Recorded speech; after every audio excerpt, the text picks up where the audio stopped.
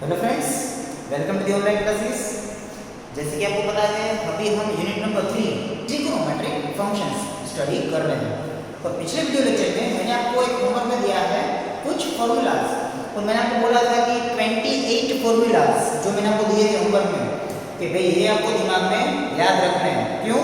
क्योंकि हमारे जितने भी एग्जाम्पल्स होंगे वो उसी फॉर्मूला के ऊपर बेस्ड है।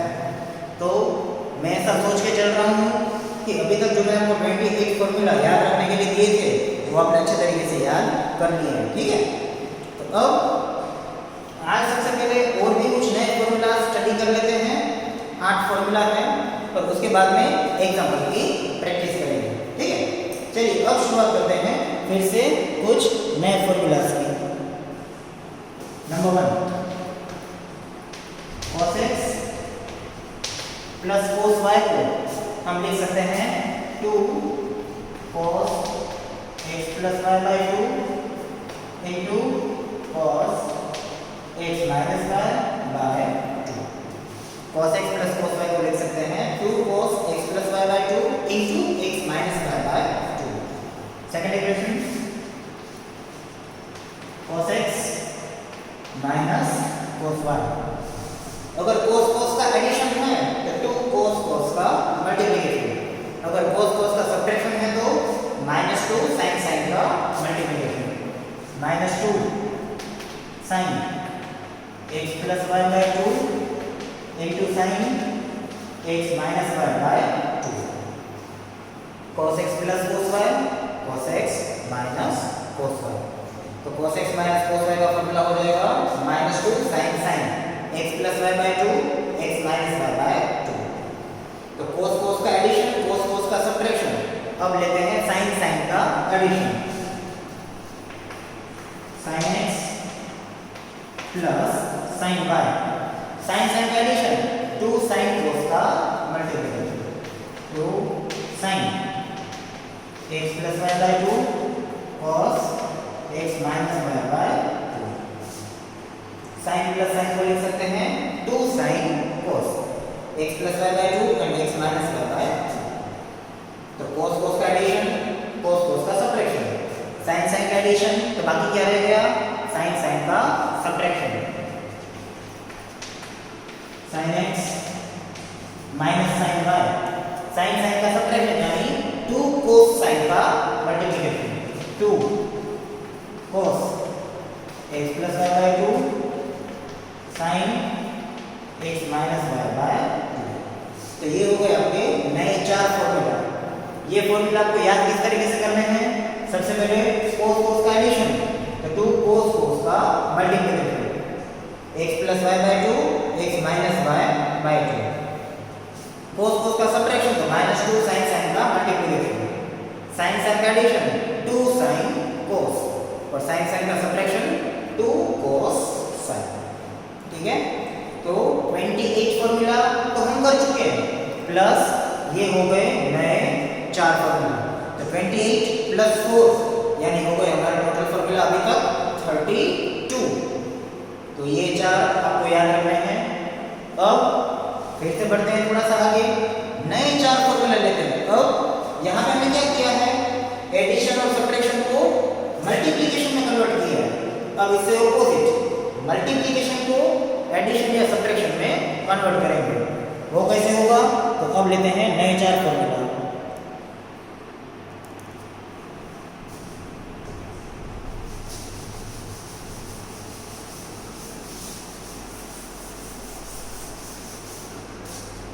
Next formula is 2 cos x cos y। 2 cos cos का मल्टीप्लिकेशन यानी cos cos का addition, cos x plus y plus cos x minus y। 2 cos cos is equal to cos plus cos, एक बार plus एक बार minus.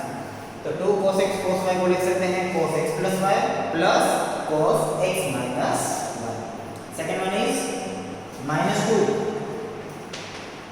sin x sin y, -2 sin x sin y को cos cos का subtraction, cos x plus y minus cos x minus Y.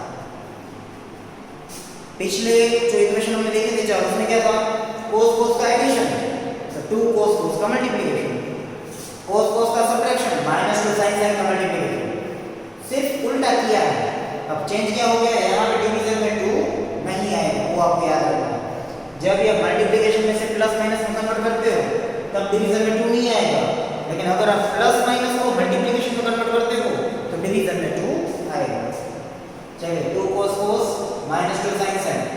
अब क्या बचा है, sin cos and cos sin, तो 2 sin x cos 1, तो 2 sin x cos y को लिख सकते हैं sin plus sin, sin x plus y plus sin x minus y, 2 sin cos sin plus sin, और सबसे आगे में बाकी रह गया 2 cos sin, 2 cos x sin y, तो 2 cos sin को लिख सकते हैं sin minus sin, sin x plus y minus sin x minus y। तो ये हो गए लास्ट 4 फॉर्मूला। तो 28 तो हमने पिछले वीडियो लेक्चर तक किए थे, इससे पहले जो 4 लिखे थे 28 प्लस 4 32, 32 प्लस 4 यानी 36, टोटल 36 फॉर्मूला है जो अब आपको याद रखना है, ठीक है। तो ट्रिक है 2 cos cos, cos plus cos, minus 2 sin sin, cos minus cos, 2 sin cos, sin plus sin, and 2 cos sin, sin minus sin। तो ये फॉर्मूला भी आपको दिमाग में याद रखने होंगे, ठीक है। तो इसके साथ इस चैप्टर के सभी फॉर्मूला हो जाते हैं हमारे कंप्लीट। तो अब हमें क्या करना है, तो ये 36 फॉर्मूला जो अभी हमने स्टडी किए हैं, अब उसके ऊपर हमें सिर्फ एग्जाम्पल की प्रैक्टिस ही करनी है। तो चलिए अब करते हैं एग्जाम्पल की प्रैक्टिस शुरू।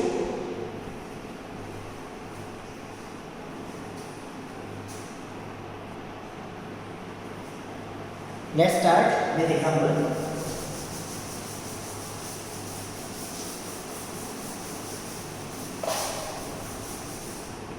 आज का हमारा पहला एग्जाम्पल है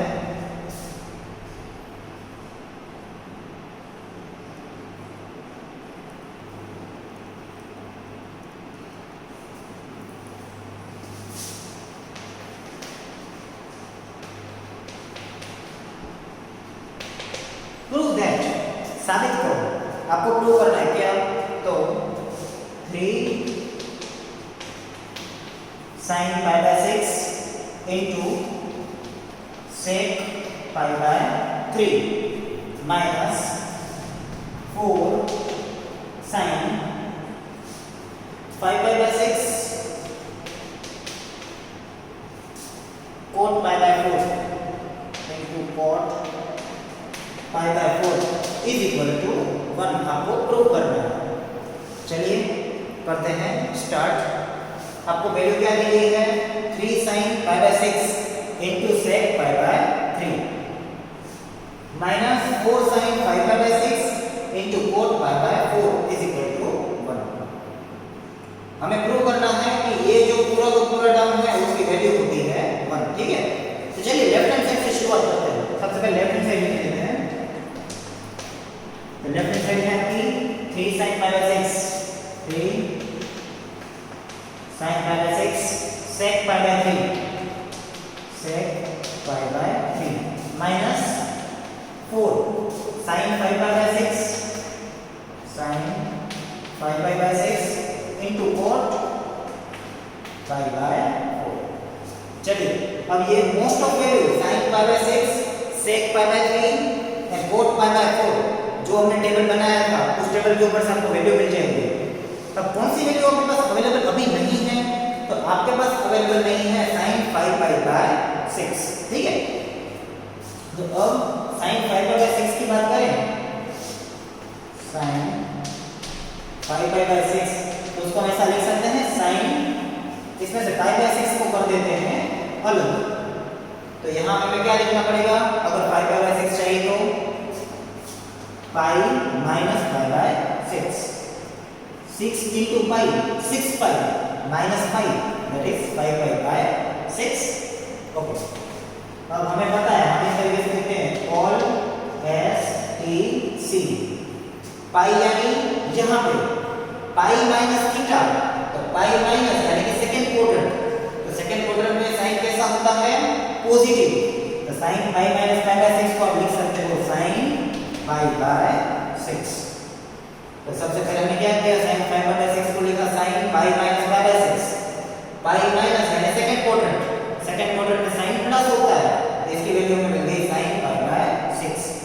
तो यहाँ पर अब हम sin 5 पाई बाय 6 की जगह पे sin पाई बाय 6 लिख सकते हैं. चलिए चेंज कर देते हैं.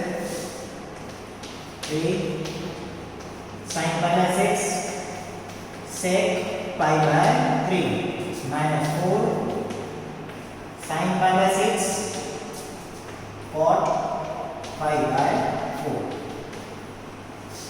अब ये सभी की सभी वैल्यू आपके पास टेबल में अवेलेबल है, तो टेबल में से ये सभी की सभी वैल्यू लिख लें. तो 3 as it is sin pi by 6 1 by 3 sec pi by 3, तो हमारे पास cos pi by 3 की वैल्यू है. cos pi by 3 की वैल्यू है 1 by 2, तो sec pi by 3 उसका उल्टा 2 minus 4 sin pi by 6 sin pi by 6 1 by 2 into cot pi by 4, तो tan pi by 4 की वैल्यू है 1, तो 1 का उल्टा cot pi by 4 की वैल्यू भी 1 ही होगी. अब सिंपलीफाई करें, 2 2 cancel, 3 minus 2 twice of 4 minus 2, 3 minus 2 1. आपको वही तो प्रूव करना था कि इस एग्जाम्पल का सिंपलीफिकेशन आना चाहिए 1, that is right hand side RHS. Clear? आगे समझ में? तो सबसे पहले हमने क्या किया? हमारा एग्जाम्पल था प्रूव दैट ये जो पूरा टर्म है उसका आंसर क्या आना चाहिए? 1. तो सबसे पहले हमने लेफ्ट हैंड साइड लिखा, जिसमें से बाकी सारी वैल्यू हमें टेबल के ऊपर से मिल जाएगी. सिर्फ एक वैल्यू टेबल के ऊपर से नहीं मिल रही थी. वो कौन सी थी? sin 5 pi by 6. तो उसको अलग से हमने सिंपलीफाई कर दिया.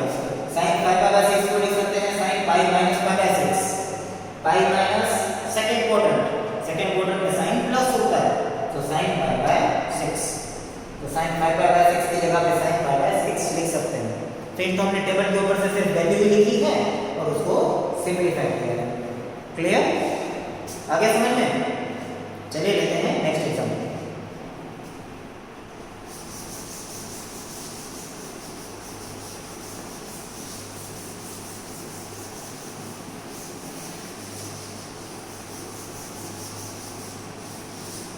नेक्स्ट एग्जांपल है find the value of sin 15 degree. Find the value of sin 15 degree. sin 15 degree की आपको वैल्यू फाइंड करनी है. अब sin 15 डिग्री तो हमने जो टेबल बनाया है उस टेबल में 0 30 45 60 90 ये एंगल अवेलेबल है, लेकिन 15 डिग्री अवेलेबल नहीं है. तो अब ये कैसे फाइंड करेंगे? तो कुछ तो करना पड़ेगा. चलिए शुरुआत करते हैं. सबसे पहले जो चीज हमें फाइंड करनी है उसको लिख लेते हैं sin 15 डिग्री. अब sin 15 डिग्री को हमारे पास टेबल में कौन सी वैल्यू अवेलेबल है? तो टेबल में हमारे पास 30 डिग्री भी अवेलेबल है, 45 डिग्री भी अवेलेबल है. तो हम इस sin 15 डिग्री को कुछ ऐसा लिख सकते हैं sin 45 minus 30 sin 45 minus 30. तो 45 में से 30 जाएंगे तो 15 डिग्री मिलेंगे. तो sin 45 डिग्री minus 30 डिग्री. तो ये इक्वेशन कैसा हो गया? जो हमने पिछले वीडियो लेक्चर में इक्वेशन देखा था sin x minus y. sin x minus y को क्या लिख सकते हो? sin x cos y minus cos x sin y. बस अब वो फॉर्मूला अगर हम यहाँ पे अप्लाई करते हैं तो क्या हो जाएगा? sin 45 degree cos 30 degree minus cos 45 degree sine 30 degree. अब ये सभी की सभी वैल्यू आपके पास टेबल के अंदर अवेलेबल है। हमने कौन सा फॉर्मूला अप्लाई किया है? sin x माइनस y का, sin x cos y minus cos x sin y। हमारे पास x की जगह पे 45 डिग्री और y की जगह पे है 30 डिग्री। तो अब इसको सिंपलीफाई कर दे। तो sin 45 degree 1 by √2 cos 30 degree, तो cos 30 डिग्री की वैल्यू है √3 by 2 minus cos 45 degree 1 by √2 into sin 30 degree, sin 30 degree की वैल्यू है 1 बाय 2। अब आप देख सकते हो यहाँ पे भी डिवीजन में है 2√2, यहाँ पे भी है 2√2, तो इसका आंसर आपका क्या आना चाहिए? ऊपर √3/2√2 माइनस 1/2√2। तो दोनों के डिवीजन में से 2√2 ले लेते हैं कॉमन, तो फाइनली आपका आंसर आएगा 2√2 नीचे और ऊपर √3 माइनस 1। तो आपको यही फाइंड करना था sin 15 डिग्री की वैल्यू। तो डायरेक्टली हमारे पास जो टेबल अवेलेबल है उस टेबल में sin 15 डिग्री की वैल्यू अवेलेबल डायरेक्टली नहीं है हमारे पास। तो हमने क्या किया? sin 15 डिग्री को लिख दिया sin 45 माइनस 30 यानी 15 ही हुए और sin x माइनस y का फॉर्मूला अप्लाई किया। तो आंसर मिल गया √3 माइनस 1/2√2। तो आप देख सकते हो हमने जो फॉर्मूला मैंने आपको याद रखने के लिए दिए हैं उस फॉर्मूला के ऊपर से ही सारे के सारे एग्जांपल हो रहे हैं। अगर sin x माइनस y का फॉर्मूला आपको याद नहीं होगा तो ये स्टेप नहीं होगा। दूसरी चीज, पहले दिन मैंने आपको वो जो टेबल बनवाया था sin cos tan का 0, 30, 45, 60, 90 डिग्री का, उस टेबल की भी आपको रिक्वायरमेंट होगी क्योंकि अब यहाँ तक आ जाओगे फिर वैल्यू तो आपको अप्लाई करनी पड़ेगी। इसलिए जो भी चीजें मैंने करवाई है वो आपको याद रखनी है ट्रिक की मदद से। दिमाग में रटोगे तो भी चलेगा लेकिन ट्रिक से याद रखोगे तो कभी आपको कोई दिक्कत नहीं आएगी। ठीक है, चलिए लेते हैं next example.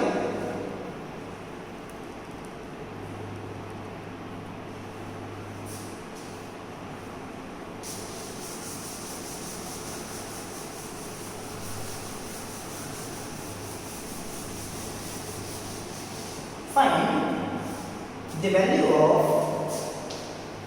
tan 13 pi upon 12. Find the value of tan 13 pi upon 12.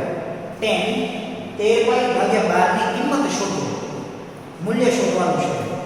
तो सबसे पहले क्या करेंगे? जो वैल्यू में चाहिए वो लिख लेते हैं। tan 13 pi upon 12। अब आपके पास टेबल जो अवेलेबल है उस टेबल में ध्यान से देखिए, ये वैल्यू अवेलेबल है 13 पाई अपॉन 12 नहीं है। तो अब क्या करेंगे? सिंपलीफाई करते हैं 10। अब इसमें से पाई और नीचे से 12 कर देते हैं अलग, सेपरेट, पाई बाय 12। तब यहाँ पे हमें क्या लिखना पड़ेगा कि जिससे हमारा फाइनल फिर से आंसर 13 पाई बाय 12 आए। Pi plus pi by 12, 12 pi plus pi 13 pi by 12। ठीक है, अब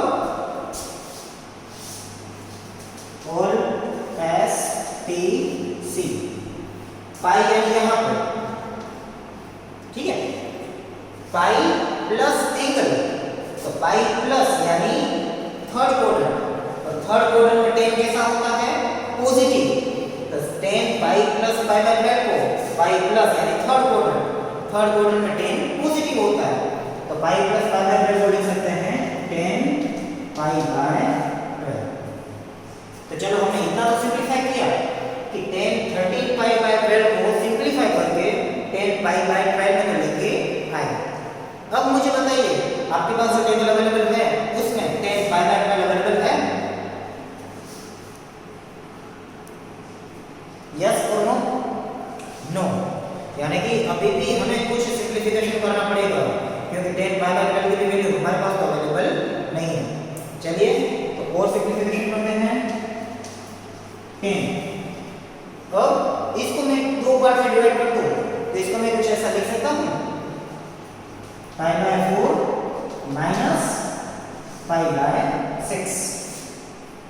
तो सबसे पहले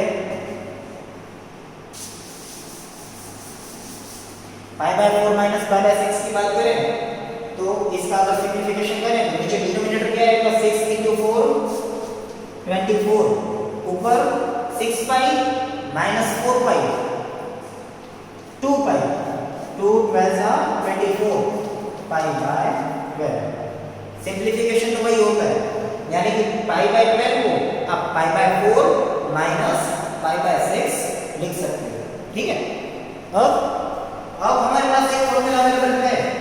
अगर थोड़ी देर के लिए इसको हम x एज्यूम करें और दूसरे टर्म को y एज्यूम करें तो 10x माइनस y का फॉर्मूला हमारे पास अवेलेबल है, पिछले वीडियो लेक्चर में देख चुके हैं। 10x माइनस y को क्या लिख सकते हैं, 10x minus 10y upon 1 plus 10x into 10y लिख सकते हैं। चलिए तो इसके लिए वो फॉर्मूला अप्लाई कर देते हैं।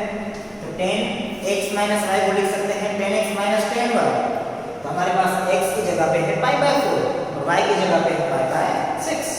तो 10 pi by 4 minus 10 pi by 6 upon 1 plus 10 pi by 4 into 10 pi by 6।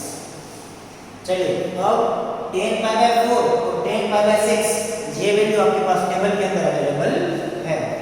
तो अब डायरेक्टली वो वैल्यू अप्लाई कर देते हैं। 10 पाई बाय 4 की वैल्यू 1 माइनस 10 पाई बाय 6 की value 1 by √3 1 plus 10 pi by 4 1। तो 1 के मल्टीपल में कुछ भी लिखो कोई फर्क नहीं पड़ता है, तो 1 नहीं लिखते मल्टीपल में। 10 पाई बाय 6 1 बाय √3। अब ऊपर की एलसीएम ले लेते हैं, तो ऊपर एलसीएम क्या होगा हमारा √3, तो √3 और ऊपर क्या आएगा क्रॉस मल्टीप्लिकेशन √3 माइनस 1। नीचे भी एलसीएम होगा आपका √3, तो नीचे √3 और ऊपर √3 प्लस 1 √3 प्लस 1। तो √3 आपके हो जाएंगे कैंसिल। अब आपके पास क्या बचेगा, ऊपर बचा है आपके पास √3 माइनस 1 और नीचे आपके पास बचे हैं √3 प्लस 1। तो ये हो गया आपका final answer √3 minus 1 upon √3 plus 1। तो फिर से आपको क्लियर करवा देता हूँ, आपको फाइंड करनी है वैल्यू 10 13 पाई अपॉन 12 की। अब 10 13 पाई अपॉन 12 तो डायरेक्टली हमारे पास ये वैल्यू टेबल के अंदर अवेलेबल नहीं है। 10 13 पाई बाय 12 को मैंने सिंपलीफाई किया पाई प्लस पाई बाय 12 में और मैं आंसर लेके आया 10 पाई बाय 12। तो 10 पाई बाय 12 भी हमारे पास टेबल के अंदर अवेलेबल नहीं है, तो पाई बाय 12 को फिर से मैंने दो पार्ट में स्प्लिट डिवाइड किया, पाई बाय 4 माइनस पाई बाय 6। फिर 10x माइनस y का फॉर्मूला अप्लाई किया। अब 10 पाई बाय 4 और 10 पाई बाय 6 ये दोनों वैल्यू मेरे पास अवेलेबल है, तो डायरेक्टली हमने आंसर ले लिया। जैसे सिंपलीफाई किया तो हमें आंसर मिल चुका है √3 माइनस 1 अपॉन √3 प्लस 1। अब अगर आप ये लिख के रख देते हो √3 माइनस 1 अपॉन √3 प्लस 1 तो वेल एंड गुड, आंसर सही है। लेकिन आपको अगर और भी इसको थोड़ा सा सिंपलीफाई करना है, इसको अच्छे तरीके से लिखना है, तो अब यहाँ पे एग्जाम्पल तो हमारा खत्म हो चुका है √3 माइनस 1 अपॉन √3 प्लस 1। लेकिन आपको और भी सिंपलीफाई करना है इसको आगे, तो एक स्टेप आप ज्यादा कर सकते हो, तो वो स्टेप होगा कंजुगेट मल्टीप्लिकेशन, समय कारक सह अवयवों वडे गुणाकार। अब वो क्या है तो मैं आपको दिखा देता हूं।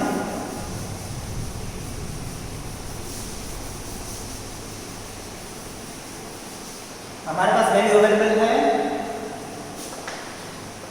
√3 माइनस 1 अपॉन √3 प्लस 1। ठीक है, वैसे तो ये आंसर सही है, लेकिन आपको एक स्टेप और इसका सिंपलीफिकेशन करना है, तो वो आएगा कंजुगेट मल्टीप्लिकेशन। कंजुगेट मल्टीप्लिकेशन में हम क्या करते हैं कि डिवीजन में जो टर्म होता है उसकी मिडिल साइन ऑपोजिट लेके ऊपर नीचे मल्टीप्लिकेशन करते हैं। यहाँ पे है प्लस, इसकी ऑपोजिट साइन ऊपर और नीचे √3 माइनस 1 से हम मल्टीप्लाई करेंगे। √3 माइनस 1 √3 माइनस 1, तो नीचे क्या हो जाएगा √3 प्लस 1 √3 माइनस 1, यानी कि a plus b a minus b जैसा है। a plus b a minus b को क्या लिख सकते हैं a square minus b square. तो √3 का स्क्वायर 3 माइनस 1 का स्क्वायर 1, तो 3 माइनस 1 2। अब ऊपर क्या हो जाएगा, तो √3 माइनस 1 इंटू √3 माइनस 1, यानी कि √3 माइनस 1 होल स्क्वायर। √3 माइनस 1 का स्क्वायर क्या होता है x माइनस 1 का square, x square minus 2xy plus y square. तो √3 माइनस 1 होल स्क्वायर, √3 का स्क्वायर 3 माइनस 2√3 प्लस 1। अब 3 प्लस 1 यानी 4 माइनस 2√3 अपॉन 2। ऊपर से 2 ले लेते हैं कॉमन, अंदर बचेगा 2 माइनस √3 डिवीजन में 2, 2 2 कैंसिल। तो फाइनली आंसर आएगा 2 माइनस √3। तो अगर आप आंसर यहां तक आके रख देते हैं √3 माइनस 1 अपॉन √3 प्लस 1, तो भी आप सही हो। पर अगर आप एक स्टेप ज्यादा सिंप्लिफिकेशन करना चाहते हो तो कॉन्जुगेट मल्टीप्लिकेशन करना पड़ेगा, જેને ગુજરાતીમાં આપણે કહીએ છીએ સમયકારક સહ અવયવ વડે ગુણાકાર। तो उसका आपका फाइनल आंसर मिलेगा 2 माइनस √3। तो ये आंसर लिखो कि ये आंसर लिखो, दोनों एकदम सही है। क्लियर? आगे दिमाग में चलिए बढ़ते हैं और थोड़ा सा आगे।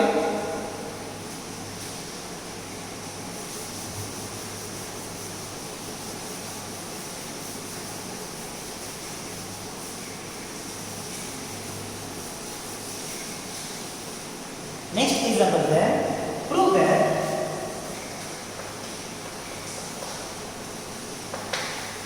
क्या प्रूव करना है, sin x plus y upon sin x minus y is equal to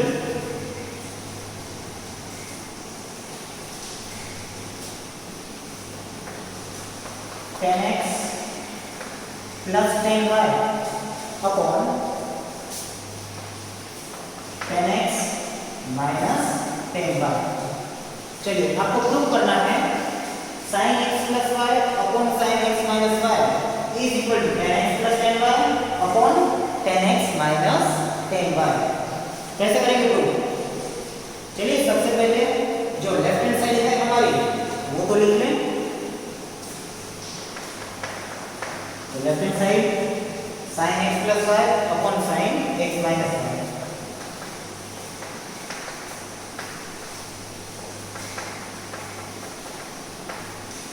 चलिए अब करते हैं शुरुआत।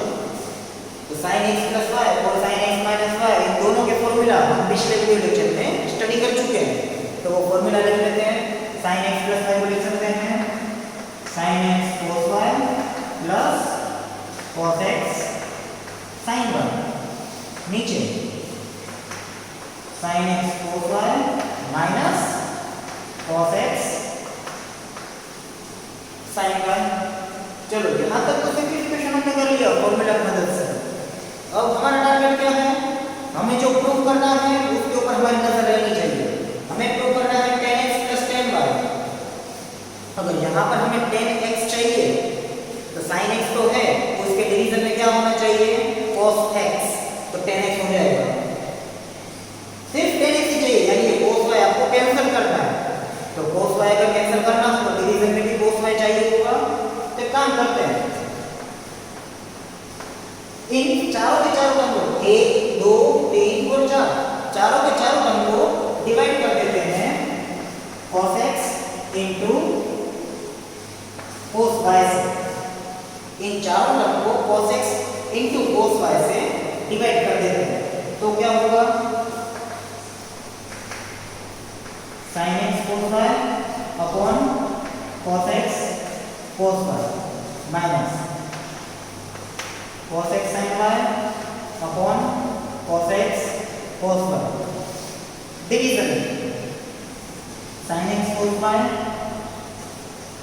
Upon cos x cos y minus cos x sin y upon cos x cos y। चलिए अब करते हैं सिंप्लीफाई। हमने क्या किया, सभी के सभी चारों के चारों टर्म को डिवाइड किया है cos x cos y से। तो अब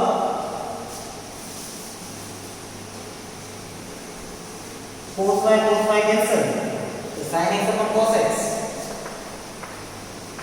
tan x, cos x cancel, sin y upon cos y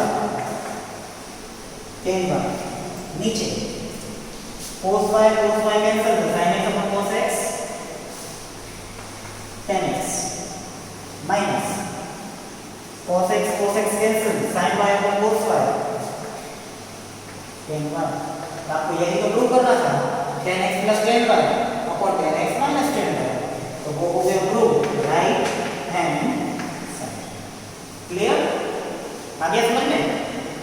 चलिए आज का वीडियो लेक्चर यहाँ तक करते हैं। नेक्स्ट वीडियो लेक्चर में बाकी के दूसरे एग्जाम्पल की प्रैक्टिस करेंगे।